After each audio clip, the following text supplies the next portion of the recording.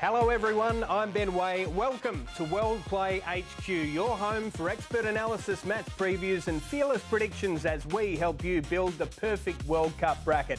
48 teams, 104 games over 39 days, hosted across 3 countries in North America, 1 to be crowned world champions. Canada, Mexico and the US our hosts, and it all kicks off Thursday in Mexico City. Joining me to break down the biggest World Cup ever, we have Robbie Slater, the England-born former Socceroo, 2-time Oceania Player of the Year and Premier League winner with the Blackburn Rovers, and Archie Thompson, a Kiwi-bred former Socceroo who still holds the scoring record for a single international game with 13, if you don't mind. Robbie, your thoughts on the expanded format, 48 teams, 12 groups. Does more football mean more excitement or potentially more tiresome blowouts? Look, I think we'll have to wait till later on in the tournament for excitement. I think the way it's made up, the more teams, of course, has sort of diluted a lot of the quality I think we'll see in some of the early games. Not to say that some of the group games aren't going to be interesting and great to watch. They will be, because a lot will be riding on it. But certainly the real quality will come through in the round of 32 and then particularly in the round of 16. Not sure what you think about Archie. I think the quality goes a little bit, but still very excited for the biggest World Cup ever. Yeah, I agree with you, Robbie. I think it does dilute a little bit of the quality of the football. But then also, too, it gives the opportunity for countries that maybe wouldn't have had the opportunity to be able to be at a World Cup because of the old format. We know that the World Cup of 32, you get the cream of the crop, but then maybe the rest of the world doesn't get a taste of that. So it's nice that we get more games, countries that are, I guess, at the World Cup for the first time. It's going to make it exciting for those countries, that's for sure. It certainly is. WorldPlayHQ is where global football conversations turn into a global competition. The World Cup gives us the drama, but WorldPlay gives you a chance to prove you saw it coming. Watch the games, follow the experts, make your selections, build your bracket by June 30 and compete with fans all over the world for your chance to win. Plus, it's free to play. Register now at worldplay.com. Let's take a close look at the top contenders and their path to the round of 32. Starting off with the European champion Spain, guys. Their shadow looms large over Group H, Robbie. Their qualifying campaign was impeccable. A recent 1-1 draw against Iraq certainly raised some eyebrows, but with prodigal talents like Rodri and Lamine Yamal, is it a mere formality they progress? Well, I think it is. I think there's 5 teams, particularly 4 and then a 5th that stand out, and Spain are certainly in that group. I mean, really, if you look at their squad, if financial fair play came into it, they would be kicked out because they have an unbelievable squad. Led in the midfield by Rodri. They got world-class players everywhere. Nico Williams, Pedri. They got players from Barcelona, Garcia. They got 2 world-class goalkeepers in Raya and Garcia. So, this is a team that is going to be right there when it counts at the end. No troubles through the group stage to your eye, Archie? I don't think so. I think Robbie's right, that quality of players that they have. And surprising that none of the Real Madrid players are part of this Spanish team, which is probably one of the first time we've seen a World Cup that Spain brings a team there without any Real Madrid players. But when you've got the quality of basically the core of a Barcelona team that we're exciting to watch all year in the La Liga, in the Champions League, and they've got so much exciting young talent. It doesn't matter what team they bring, even if they leave some players out, bring some players, they could probably put 2 or 3 teams out and be very, very competitive. Their group fixtures, as you can see, begin against Cape Verde on June 15, a country boasting a population of 500,000, making them the second least populated country to make the group stages of a World Cup, a remarkable achievement. Saudi Arabia, June 21, and Uruguay, June 26, the others. Now, France, they reclaim the world #1 spot in the FIFA rankings in March, but they have a seemingly more difficult group assignment alongside Senegal, Iraq and Norway in Group I. They boast depth, which has caused some to suggest they could name 2 lineups capable of challenging for the trophy. Can you see a weakness, Archie? I can't, actually. I really can't. And the thing I mentioned about Spain and being able to field 2 or 3 teams is exactly like France. They've just got balance all over the park with quality from the defence through to the midfield. And I mean, Robbie touched on Kylian Mbappe. I think he's someone that's I just love watching play. And to think that he's only a couple of goals away from being like the all-time goal scorer in the World Cup is pretty amazing. But then a standout player throughout the Champions League, through Bundesliga, would have to be Elise. I think some of the stuff that he's doing right now, even a lot of these younger players, Yamal, Elise, the things they're doing with the ball at speed is just incredible to watch. And what we're going to see in the World Cup is just going to be amazing as well. Well, to Archie's point, Robbie, Le Bleu Capitan and Kylian Mbappe is a central figure in the attacking options. He's currently on 12. Miroslav Klose's World Cup record of 16 feels within reach. And bear in mind, Messi's currently sitting on 13. Yeah, I think Ronaldo might be in the mix as well. It's an extraordinary position for Mbappe to be in. He's got more World Cups in front of him. Just rest assured, Archie, that he'll never get your 13, your world record. I'm pretty sure of that. But France, packed with quality. They've got Turkey, they've got Dembele, they've got Paris Saint-Germain players all over the park. Look at the back as well, Saliba from Arsenal. This is a team built to win the World Cup. Quite simply, Benny and Archie, they are my pick to win it. Sorry to go a bit quick. No, fair enough. Didier Deschamps' men, they're hungry to avenge their 2022 defeat. Their tournament begins June 16 against Senegal in New Jersey, a team they famously lost to in the 2002 tournament, one of the biggest upsets in World Cup history. Their other group games, Iraq, June 22, and Erling Haaland's Norway, June 26. England, well, they're always a talking point. They head into the World Cup as one of the strongest European contenders after an almost perfect qualification campaign. There were some big-name omissions at selection time due to tactical fit, as it was put, but it looks a well-balanced squad. Harry Kane, the focal point in attack. England's biggest weakness has never been ability, though, has it, Robbie? It's all about that composure in the big moments. Will it be their kryptonite once more? Well, is football coming home? That's what they'll be singing. The whole of... You mentioned that I'm English-born Socceroo, so I know what it feels like. My two eldest kids live in London. The fever has already built up. Of course they're going to win the World Cup. That's what they say before every big tournament. This is, though, a generation of players that will be probably their last chance, particularly led by Harry Kane, the best striker on the planet at the moment. Will football come home, Archie? Look, Bellingham, Rice, they've got winners and leaders all over the park. What do you think? Can they bring it home?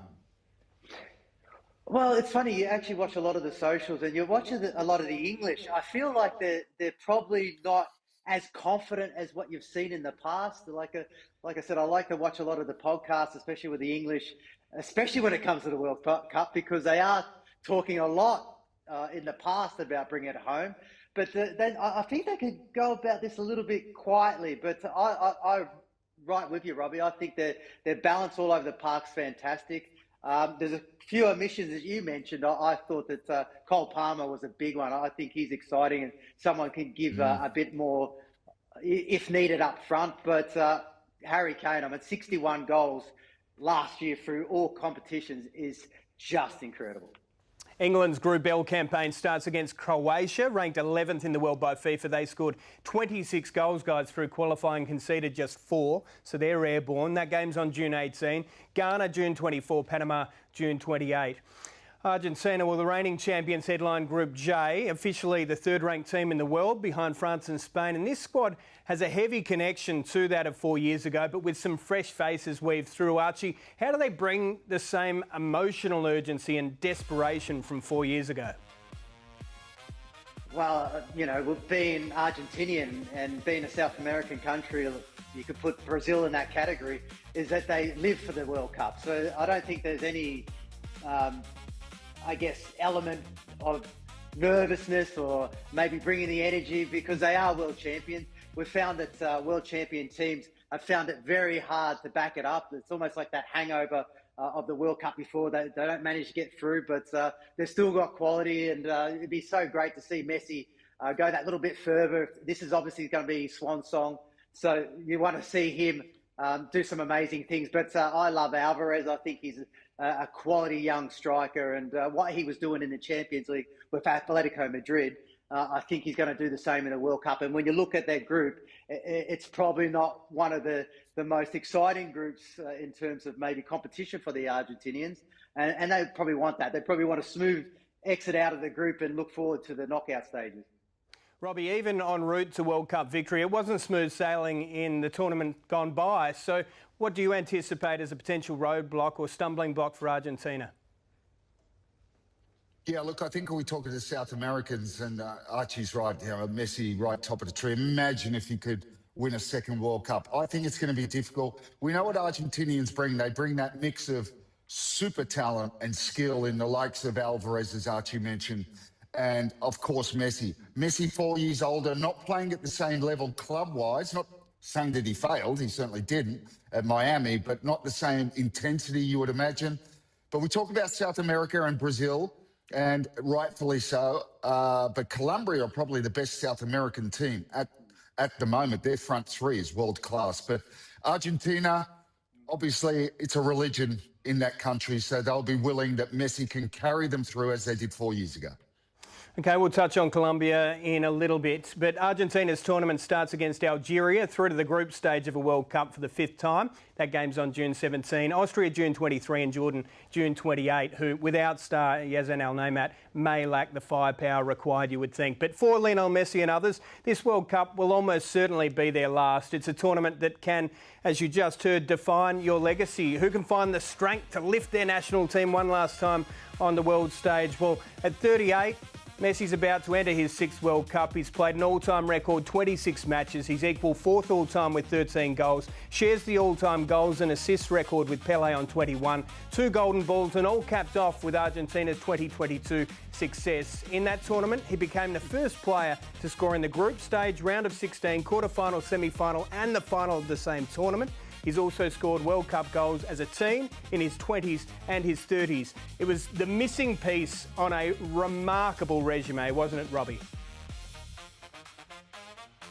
Wow, it was. And what a final it was 4 years ago, Archie. We remember it so well. Kylian Mbappe nearly creating the comeback of all time, and the second player right back in '66, Geoff Hurst scored a hat-trick. Mbappe only the second man to do it. But it was about Messi.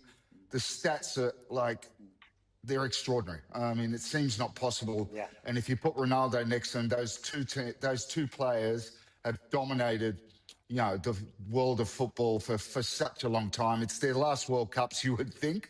We actually might have thought it was, Archie, 4 years ago. But I think when you look at that, the crowning was the World Cup. And, of course, we won't talk about Ronaldo, but for Messi, it'd be special.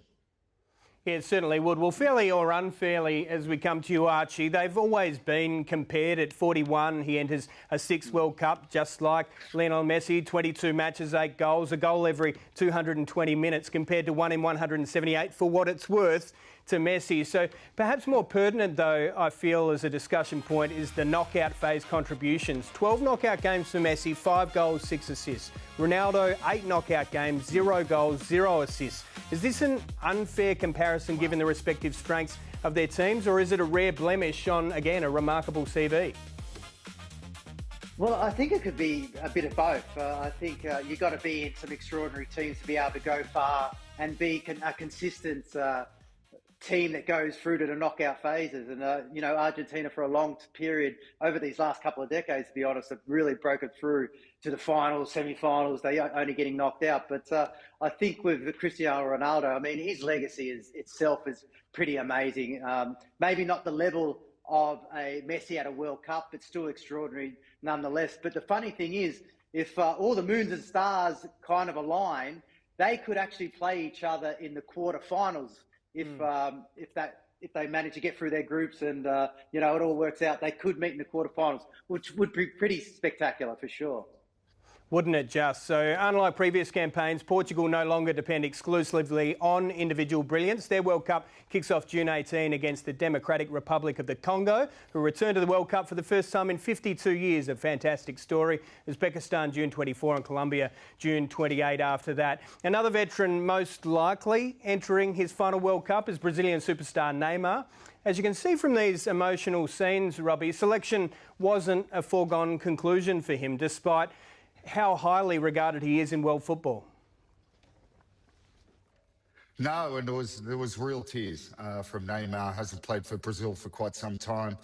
It reminds me a little bit back in my era when in '93 when Maradona came out of retirement to join Argentina for the '94 World Cup. We know that ended obviously the wrong way for him, but I think the feeling was the same around there, and the feeling for Neymar is similar. Well, not similar, it's the same, and it's, you know, he is a talisman, there's no doubt. They got some quality in there. Eldrick is the future.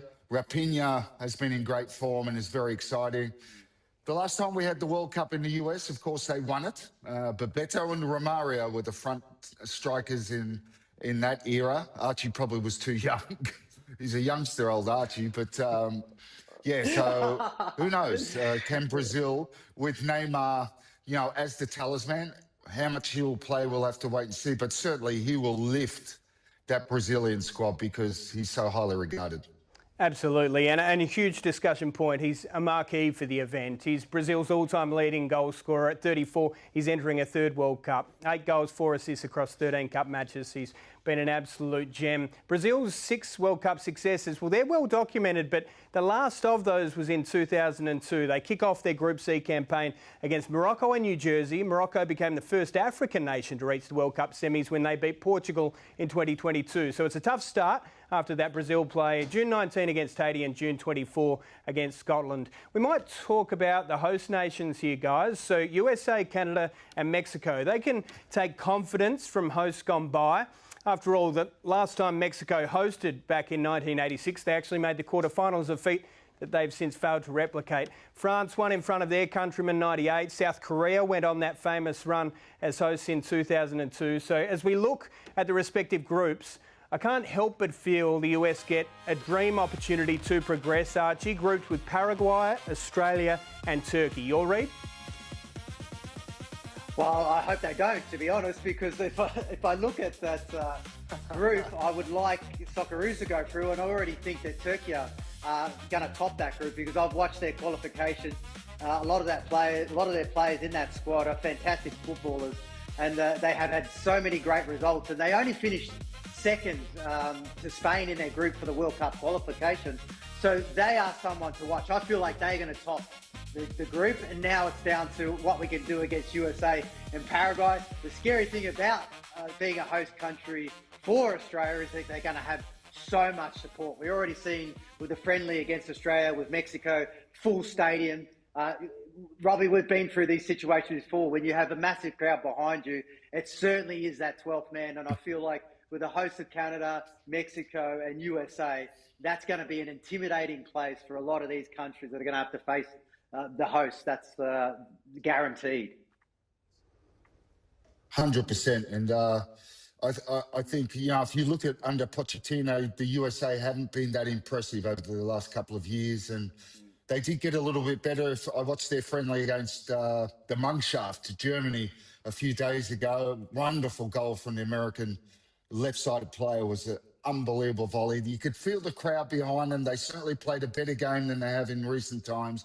So like Archie said, they will rise. Canada are a very good side and very well coached, and they'll be, you know, difficult to beat. I expect all of them to get out of their groups, and we, you know, not forgetting Mexico. Archie touched on it, so I don't really need to talk about it too much.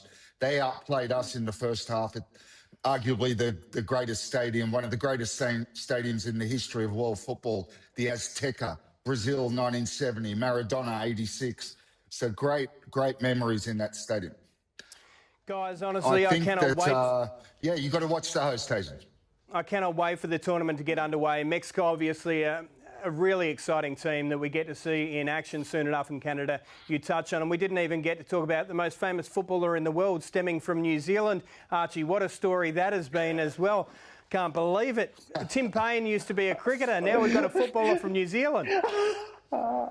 It's unbelievable. I mean, you look at his socials just before the World Cup. I reckon he only had 4 posts on there, and they were boring as batshit, if I could say that. And all of a sudden, you've got some YouTuber going, hey, let's follow this guy. And then all of a sudden, overnight, he's got 5.5 million. I mean, incredible. And then the guy is quite a humble footballer, probably just not someone that gets really on socials. And then 2 or 3 days later, he's speaking Spanish. So, I mean, it's just an incredible, I think, time for him and obviously the country. But they're a decent side, the New Zealanders, but there's going to be a lot focused on him just because of that. Honestly, one of many, many amazing stories in the World Cup. Robbie, Archie, love your work. Don't forget, you guys can ride the wave with us. Watch the games, follow the experts, make your selections, build your bracket by June 30 and compete with fans all over the world for your chance to win. Register now at worldplay.com.